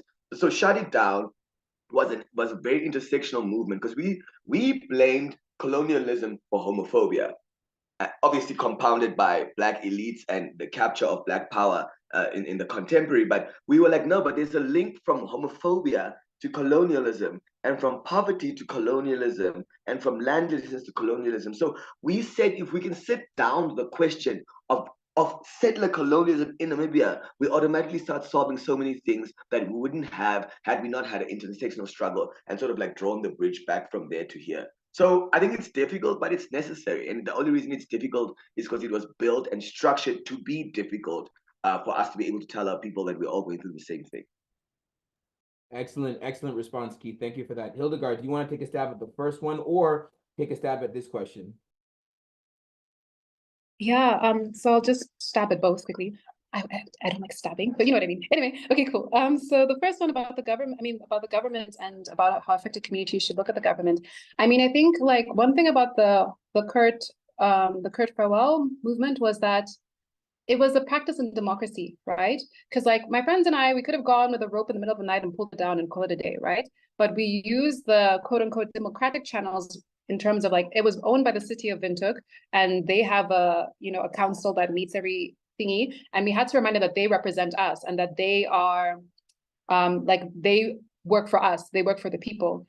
So essentially coming back to it, like, I mean, maybe this is an election year, right? And a lot of young people, for example, don't want to vote because like, oh, who am I going to vote for? The government's corrupt, blah, blah, blah. All of them are the same. But again, like our democracy only works if we do, in terms of like, if we vote, for the opposition, any opposition, just anything. So the, you know, not to tell people who to vote for, but anything to keep the ruling party in line and in check, and to remind them that they do not run the country.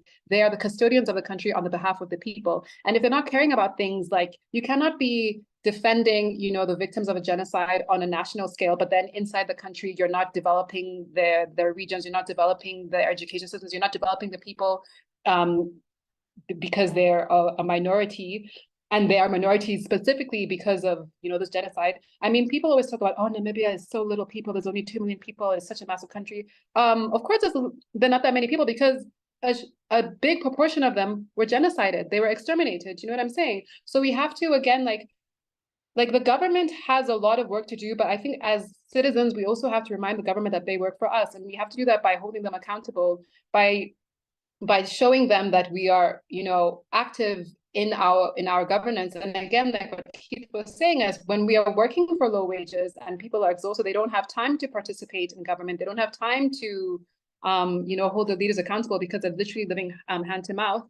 And then for the second one, where someone was saying about how people don't see the similarities or why they should care about Palestine. If the alarm bells aren't going off for everyone in the planet, anyone who is not from a Western country, if you are not having alarm bells go off right now, then I don't know what to tell you, because essentially, like what we're seeing real time is that this is a genocide, like especially after the ruling of the court case, where they're like, yeah, it's a genocide. Israel, please sort it out. But the fact that they didn't tell them to cease fire, even though they know it's a genocide, just should be a wake up call to the, you know, to the global majority that tomorrow it could be us, and yesterday it was us. Today it's the Palestinians. Tomorrow it could be South Africans again. Like essentially, like oppression towards one is oppression towards everyone and to the system.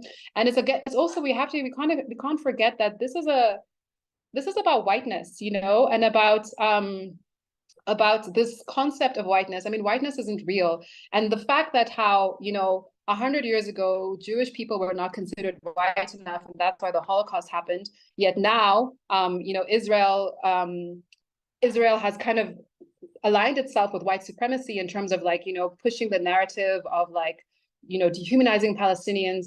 I mean, also even talking about the, like, you know, the vilification of Hamas and all other resistance movements in Palestine towards, you know, what's happening there. I mean, let's not forget that SWAPO was called a terrorist organization. Let's not forget that the ANC was called a terrorist organization. Anything that is trying to fight against oppression is always called a terrorist organization, because it's fighting against the status quo that continues to keep people under the system of oppression. So if you are anti-oppression just in your own life, you have to also show solidarity for the people who are being oppressed. And also another call to action is to other Namibians, like even if you're not part of the affected community from the genocide, it is your responsibility to put pressure on our government to be like, hey, like as a Vampo people, we weren't affected by the genocide as much. So when that money comes, it needs to go to the regions and the affected communities. You know what I'm saying? Like, yes, colonization and apartheid affected us all, but the genocide did not affect us all. So essentially, like, this is when like solidarity comes in. This is when allyship comes in. It's like,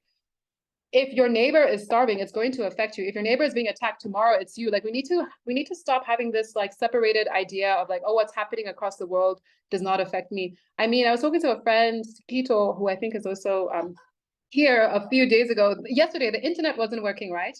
And we were like, all my friends are calling each other like, why isn't the internet working? And she was joking that maybe Kuwait cut the internet cords because of, you know, everything. And I'm like, yeah, like we live in a global world. Like what's happening in Palestine is going to affect us. What's happening in Kuwait is going to affect us. What's happening in Sudan is going to affect us. And we need to move away from this idea that we're separated, because we're not. So you have to feel a call to action. If you care about your own oppression, you have to care about the oppression of the next person. Absolutely. So I know I was gonna jump to Mersha and see if they wanted to answer a little bit, but they said they have to jump off given battery issues, right? So I'll take a quick 1 minute, 2 minute stab at one of the questions, and then I'll move to another one. I think Kito had so with Amando, straight up, there absolutely is hypocrisy in the government doing that, just in a nutshell. Yes, there is. Just to say, I think that needs to be said and be very, very clear. Simultaneously, there were, and this is now a perspective from myself, someone whose father was very, I wouldn't say at the top of software, shall we say, but most definitely more closely connected than most. And particularly when we were diplomats in Germany, there were things that people were trying to do. And then again, and I'll just say this bluntly, we won't go into details of that here, but as many of you, of course, will know, there are disagreements within these communities on what should be happening in terms of land redistribution, who gets what, particularly in terms of just some of the sexism and patriarchy within some of the orgs. Is it, a man gets the land title and then he gives to the different people? Is that what we mean? Is it by land redistribution? Does the money go to head of household? We know who that head of household will be, and then they give.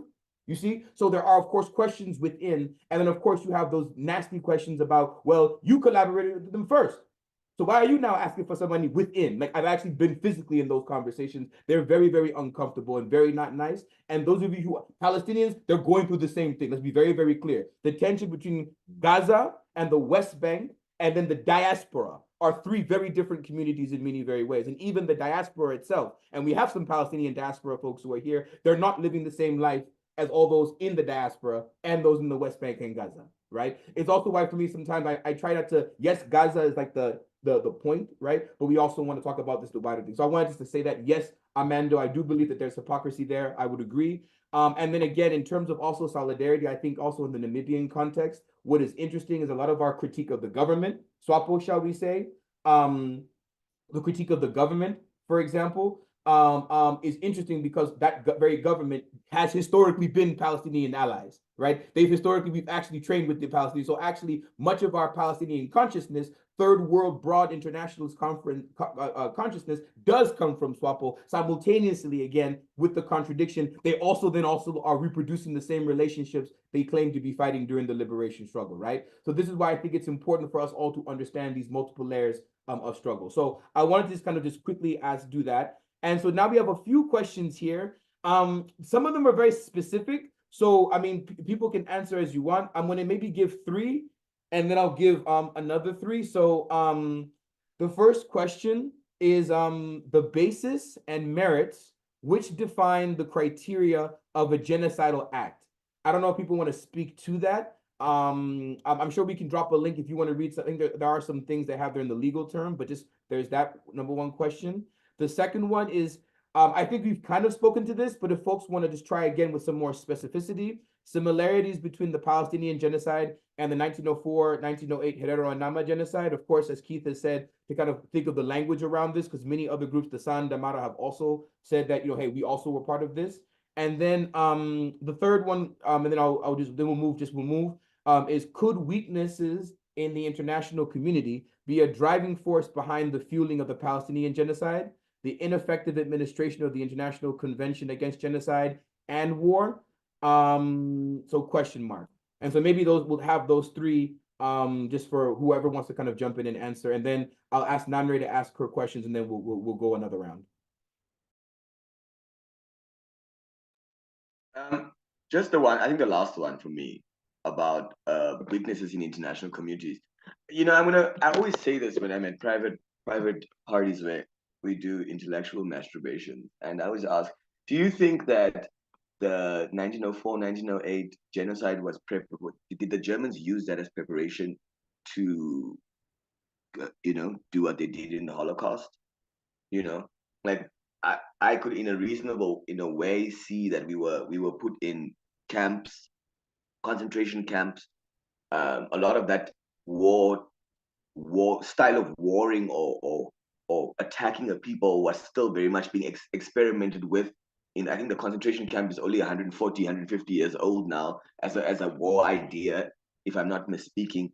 And I wonder if because we're talking about the international rule-based order, and we've realized through the 19 votes that failed at the United Nations that that's not a real thing, and then we know we all have a problem with the Security Council because that's not a real thing, or it's not showing to be a real thing anymore.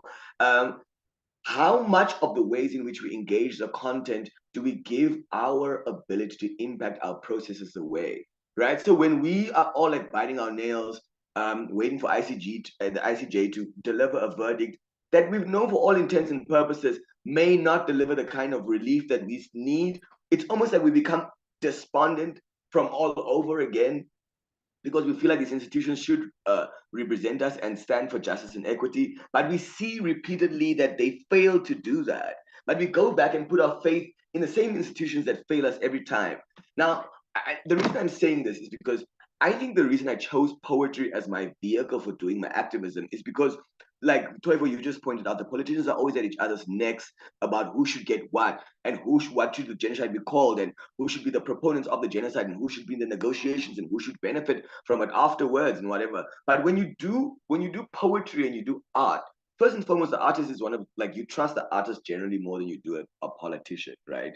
Because it's the same way like a racist in South Africa's favorite artist is like Whitney Houston and Lionel Richie, because some things, the heart seems to transcend certain things and creates this sort of like a illogical loyalty inside of the head and the heart that has nothing to do with like reality as it presents itself, right? So I'm thinking now, and I'm sharing, I have a powerful example to make my point, and the example I want to make is there's a lady that wrote a poem about Sarah Bartman, the poem that brought, give me a second, the poem, could someone just see there maybe and just add that link, the poem that brought Sarah Bartman home. So the remains of Sarah Bartman were not brought home necessarily by political processes.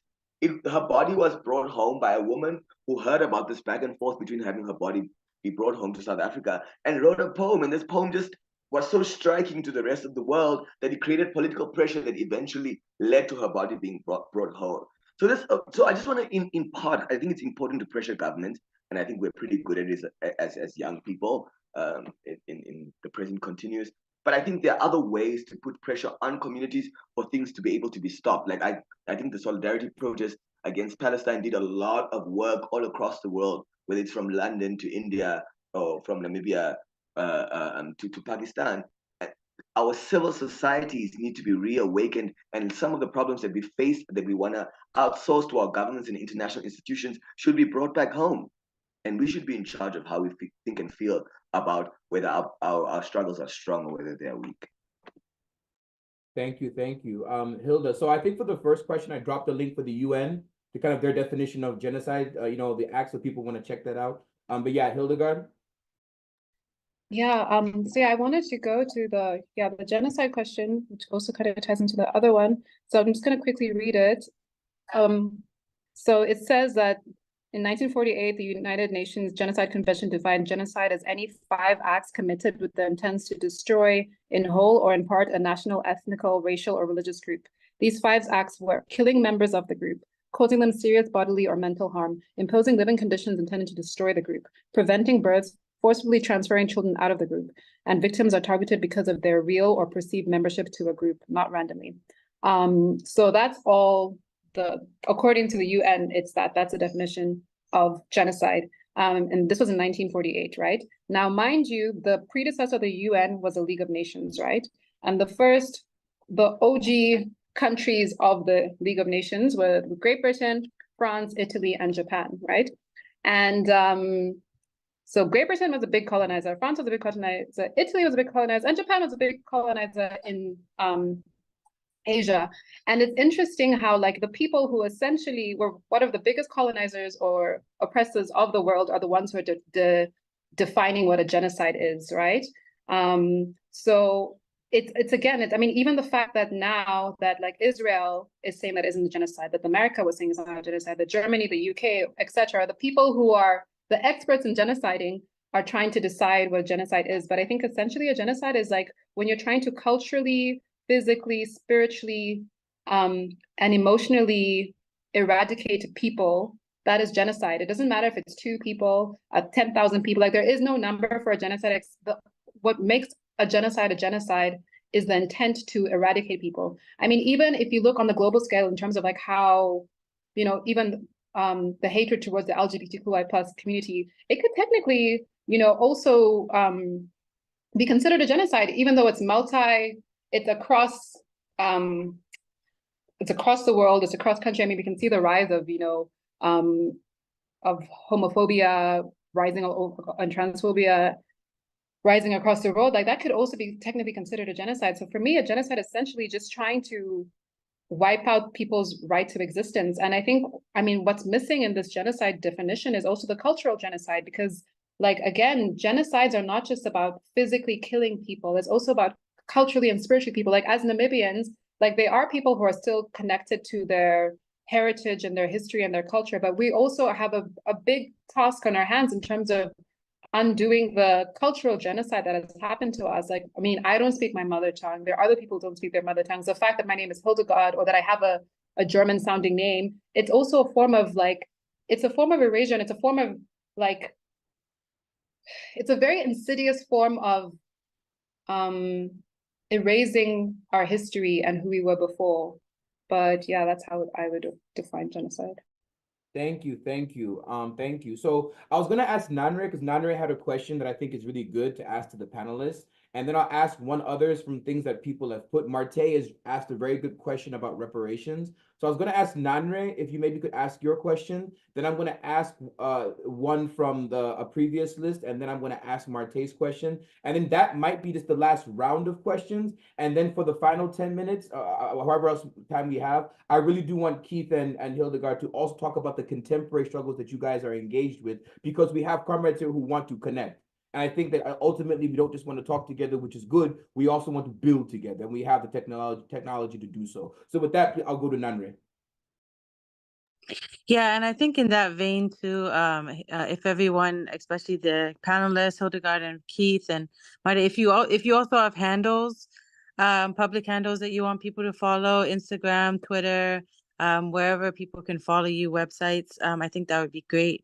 And we're saving the chat, so we'll also be able to add this when we upload the documents, when we upload the video.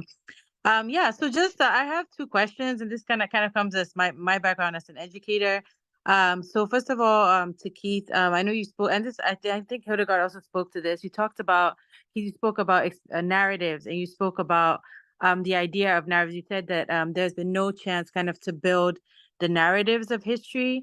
So I just wanted to know, and I know you're a writer, what steps are you as organizers taking to build and popularly constructed narratives, and to kind of reverse that erasure and culture that has taken place. And Hildegard, I know you also spoke a little bit about that, and you spoke about the colonizer's dream.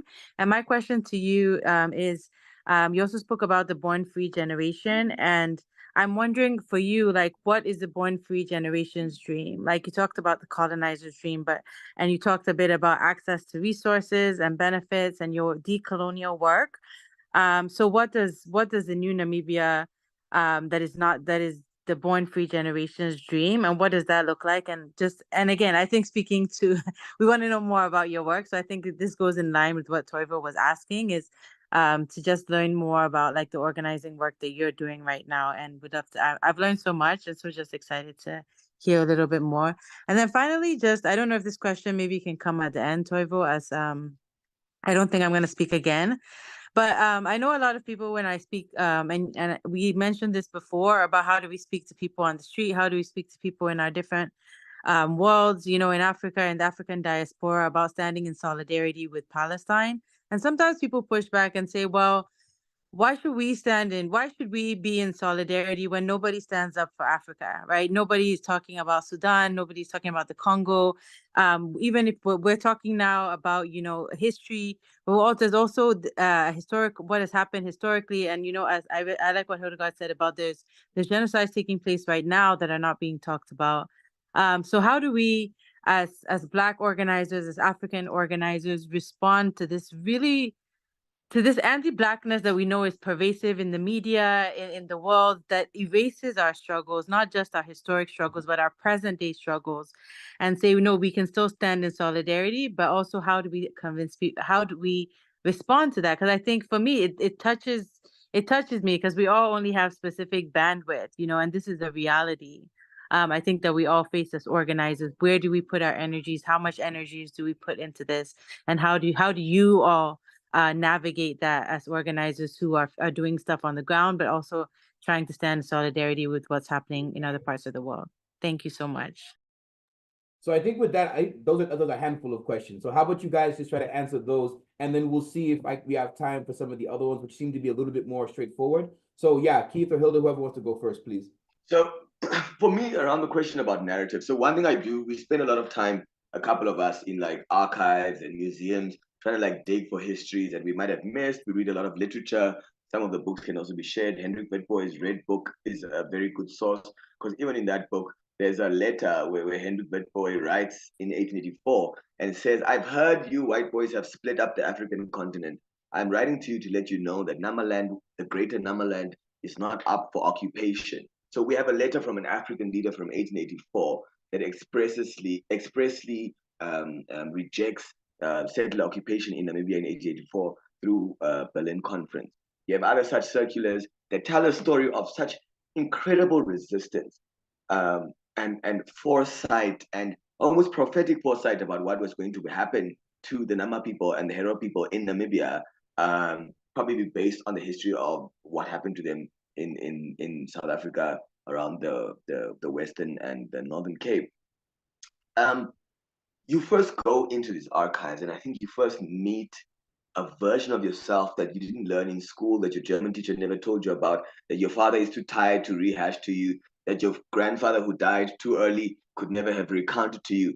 And then beyond that, I think you must assume such an uncomfortable ownership of that history and of the reshaping of that narrative, that certain things almost fall away without you realizing that they are falling away, because you're entering, even though it's politically charged, as such a fuller, more richer version of yourself.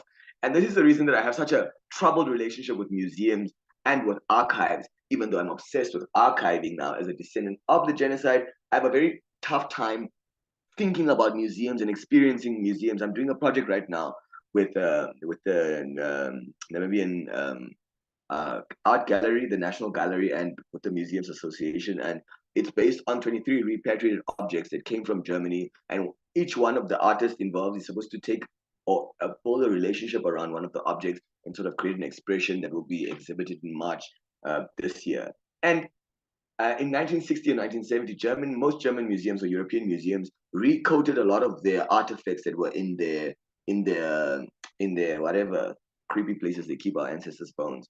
And so a lot of these things that were taken from us can no longer be engaged, particularly the things that are like material, not the minerally things like the Benin bronzes and stuff like that. More like the little cloth bags and the whips and the chains and the beaded work and all of that stuff.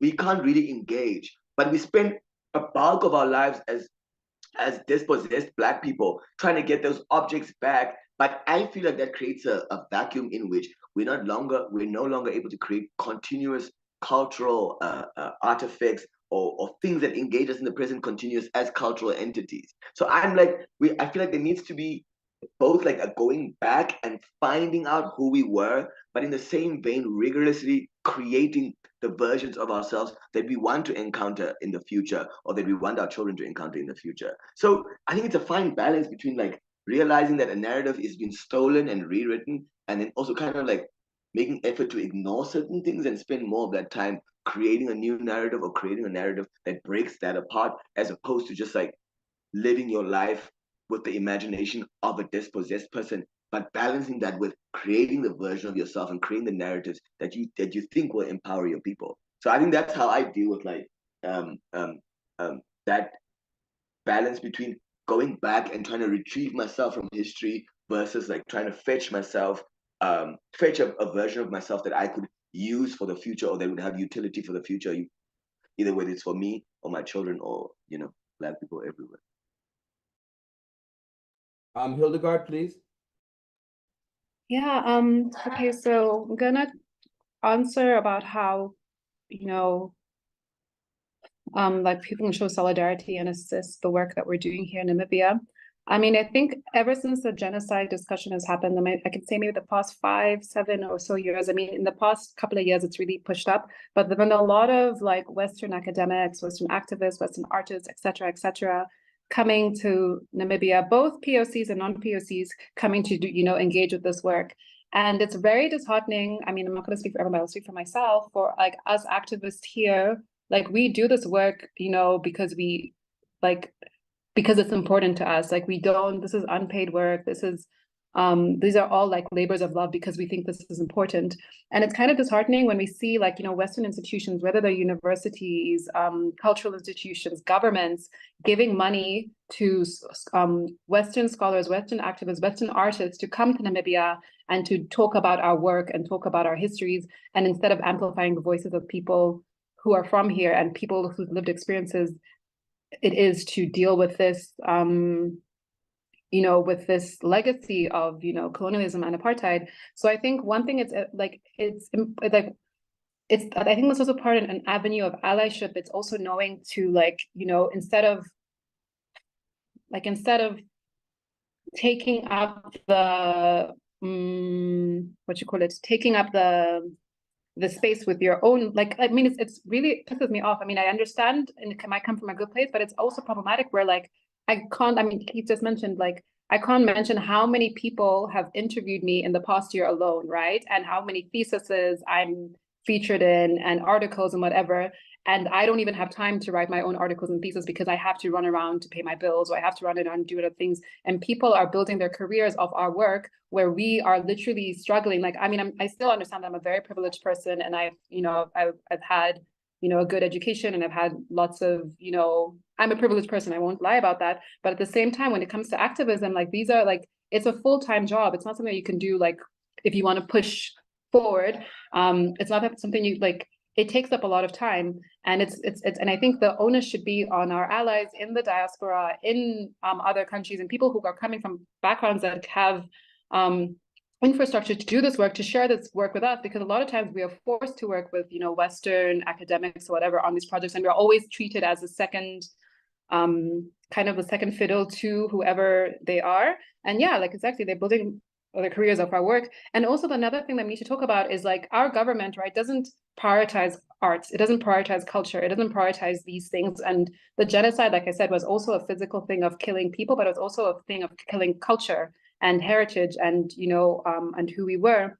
And because our government has its problems and there's corruption and whatever, but they're focused on building schools, they're focused on building hospitals. Okay, they haven't built a hospital in a long time, but anyway, that's another story. My point is they have other fish to fry, or they don't prioritize the cultural work and the arts. And and again, the arts is a way that we can how society can heal in terms of talking about these very difficult topics in a way that is tangible and accessible to people from whatever sorts of backgrounds. So because they don't prioritize that, then cultural workers, artistic workers, people who can interrogate these histories and these lived experiences and who can have resistance toward it are not seen or are not given the resources to be able to do this work. So I mean, when we talk about reparations, yes, the land needs to come back. Yes, there needs to be monetarily amounts to it, but we also have to recognize that we lost generations of culture, generations of history, and that also has to be a cultural reparation in terms of not only of what was lost, but also what is being lost now, because our government doesn't have the resources, or they choose not to allocate resources to our cultural and artistic healing, and arts are part of healing. And then the other thing I wanted to talk about, okay, yes, how Born Free's, what's the Born Free's dream? The Born Free's dream is for our parents to heal, and our grandparents to heal, and for us to have an intergenerational healing, because it doesn't help that we as a Born Free generation are healing and our parents are still dealing and carrying with the trauma that they went through, during apartheid, or that our grandparents are carrying the trauma that they went through in, during the genocide and before. I mean, our great-grandparents, my mathematics is terrible. But my point is, like, we want an intergenerational healing. We want an interracial healing. We want an intersectional healing. I mean, if you look at Namibia's problems with GBV, if you look at Namibia's problems in terms of, you know, the rising homophobia and transphobia that's happening, these can all be connected to this trauma that was inflicted because of colonization. And ultimately, I think for me as a born free, my dream is to intersectionally heal. And like Keith was mentioning earlier, like we have friends who are German Namibian, you know what I'm saying? Or we have friends who have like, whose grandmother was, you know, sexually assaulted by a German soldier or whatever. Like our histories are complicated. They're not black or white. They're very entangled. And while we recognize that, you know, just because you're a German Namibian today, it doesn't mean that you committed the, you know, the sins of your grandfather, but his sins still benefit you today. So our call is to, like, you know, to white Germans or white Namibians or white Germans or whatever, in terms of understanding that we don't hate you for what your ancestors did, but we are expecting you to help deconstruct the system that continues to benefit you based on what they did. You know what I'm saying? Like we're not hateful people. Like, and I think also sometimes why a lot of white Namibians don't interact with this work is because they think that we're gonna do to them what their ancestors did to us, or that we want to take away their houses or whatever. Whereas in reality, we're just trying to create a more equal and just society, and understanding that, like, essentially, I mean, maybe we'll take some houses, but anyway, my point is, it's more a thing of like balancing the scales that have been consistently for decades, ensuring that they are considered the top of society, where the rest of us, the majority of us, are, you know, treated like dirt. Like it's so, like I find it so difficult to live in Namibia and see a white person who does not engage with this work. Like, how can you just be in your own bubble, not recognizing that the privilege that you are experiencing now is built off the oppression that your grandparents and your parents, I mean, apartheid was not that long ago. Like, I'm 32, and I'm literally born 1 year after, like, independence. Like, again, like, it wasn't that long ago, and people are still benefiting from that. So I think the whole call is to call people to create a more just and equal society. And in order to do that, we need the people in power and people with privilege to deconstruct, or help us deconstruct, the system that benefits them. Absolutely. So folks, I know there's other questions, and I think we answered some of the other questions that we didn't get to. So if you didn't get your question asked, I apologize. We will try to have other events going forward. I just wanted to really take this time to, number one, thank all the panelists, number one, for really taking your time, particularly those who are descendants of the genocide. These things are very important. And as Keith saying, having to do 9 such interviews last year, this is some of the stuff that it's very tough. You know, it's to go back in this trauma again, and to deal with this, and to discuss these things with people who you don't know on an online platform that's going to get shared God knows where in this social media technology age, right? But I really, really, really want to thank them for taking their time, for being vulnerable with us, for being open with us to do this kind of work, right? We will have more of these conversations as the year progresses, right? We also, again, want to that's number one. Number two, I want to thank those who registered and who were able to come to this webinar. We will post this thing up, I want to say in the next day or two. We'll get it posted up. So once it gets posted to YouTube, we will share with people, and we ask you to share. For some of you, the youth, right? Since I'm old now, apparently at 35, who know how to cut these videos up into, like, 20-minute sections, because I know you guys know your own attention span. You're not listening to things 2 hours straight. So the idea is how we can maybe cut things up, or maybe get pieces of it shared in more digestible ways, right? So most definitely, when we share these YouTubes with people, feel free to chop it up and do different things, so we can, so you can share these things, right? That's number two. Number three is, again, while this has been a lot of Namibia, etc., again, this genocide with the Palestinians is happening now, right? They are killing these people now, and these people are saying 25,000 dead. You must just double that number, because these people have not gone through the rubble of actually the destroyed areas of Gaza, right? It's just wild, right? We just don't have these, and people will be dying over the next few days, okay? So I think that we need to always center Palestine. Wherever you are, we need to be protesting these things, right? And also, part of the reason why we wanted this event to move the way it is, ceasefire now and Palestinian liberation now, absolutely, right?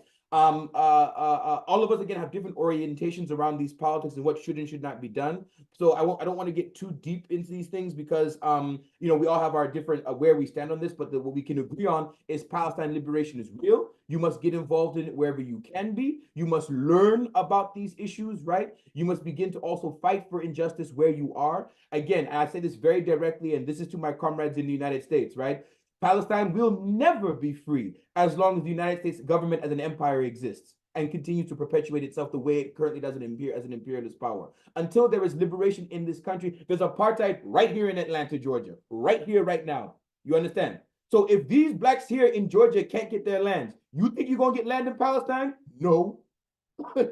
So until liberation is here, Stop Cop City. Yes, indeed, Keith. Stop Cop City. The environmental struggle back home in Namibia also is getting itself underway, given some of the illegal fracking and the oil discoveries that they've been having in Namibia right now. That is on Herero and Ovaherero and Nama land, and San land and Damara land. So many of these oil discoveries you're seeing now in Namibia, right? People need to check this. It's on the land of people who have been committed genocide against. Okay, so that's actually very, very, very important to understand. And also, slight note. Once oil seems to be discovered in Namibia, right? All of a sudden, the U.S. embassy has upgraded itself. And now it's become this huge, big embassy in Namibia. They have completely, the U.S. embassy was like tucked away in a small area because U.S. was supporting apartheid. So we were very critical of them. But now the oil is here in Namibia. Now the embassy is huge. It's becoming big, big building, right? Telling you what they're, it's a fortress. It actually is a fortress, which means, so, you know, right there in Windhoek, right? So I want you all to think about that, right?